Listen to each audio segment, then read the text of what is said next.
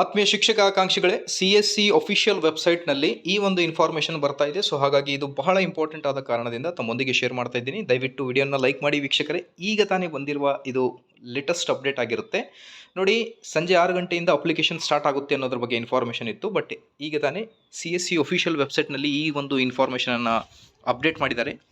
Online application for teachers recruitment will be made available after 11 PM on 18/8/2026.